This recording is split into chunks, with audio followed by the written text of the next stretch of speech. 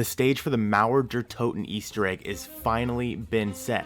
We are going to Berlin, and there's going to be so many moving parts after Requiem was just captured. But did you know that Requiem may have been sold out by someone that they thought was their friend?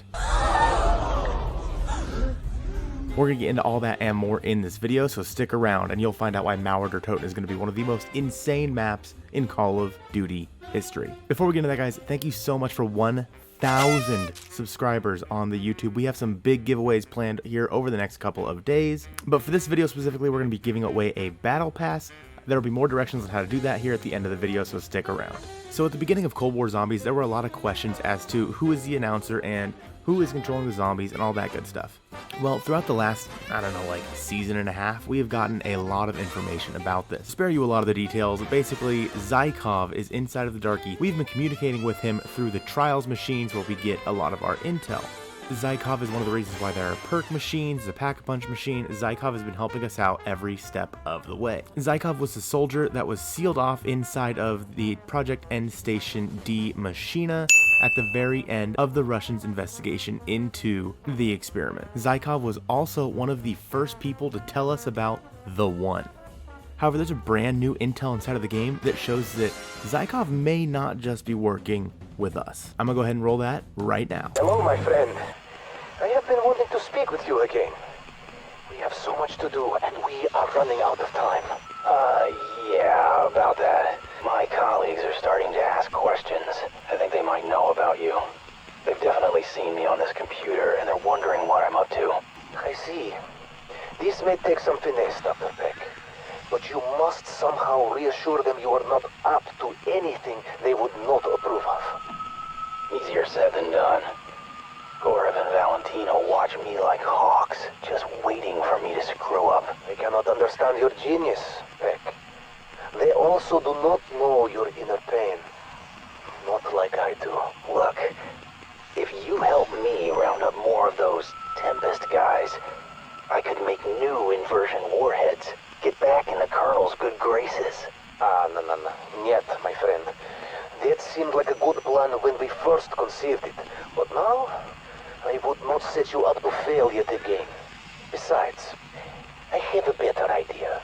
Do tell. I am beginning construction of a new device. I will spare you the details until I know it can work. But it is exactly the sort of weapon your Colonel is looking for. Okay. When will you know if this new gizmo is viable? Soon, my friend. Just keep checking in with me. I am counting on your help. So there's a lot to unpack in that radio, but let's start here. We now know that Zykov has also been in contact with Dr. Peck and working for or with Dr. Peck. One of the most interesting things that we learn is that Zykov actually was the brains behind the inversion warheads that Dr. Peck was trying to launch at the beginning of the first Outbreak Easter egg. He actually helped Dr. Peck round up a bunch of the Tempests to do just that.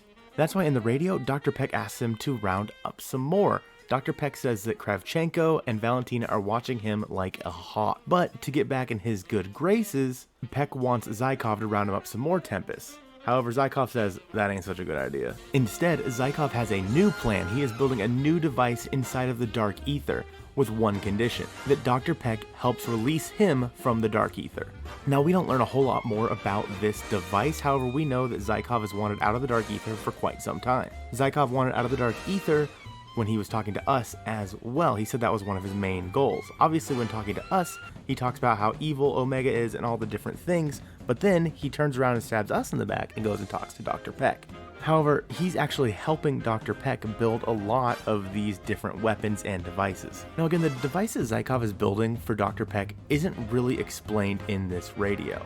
However, there's a really good chance that we learn a lot more about this device in the Mauer der Toten Berlin map. So then where does that leave Requiem in all of this? Well, Requiem was captured by Omega already, and they're probably going to be sent to Berlin to be test dummies for whatever it is that Valentina is planning. But if Zykov has a device that's going to make things all the more interesting, Omega and Requiem may actually have to team up to try and take down the One and possibly Zykov. With that being said, Zykov could also theoretically be the one. He's the only one that we've had to be able to contact us through the Dark Aether other than the one. So maybe these are the same people. Or maybe one is Dr. Monty and one is the Shadow Man. So there are a ton of moving parts going into Mauer Toten Berlin, so if you guys want to see a video about that, let me know in the comments down below. There we can discuss all the different moving pieces, and if you guys would like to win a free battle pass, I want you to comment down below and just type SPECH1K. I'll be announcing the winner of the Battle Pass on June 25th over on my Twitter. Go ahead and follow me on Twitter and you'll see if you won there. I hope you guys have a great rest of your day, and I'll see you soon.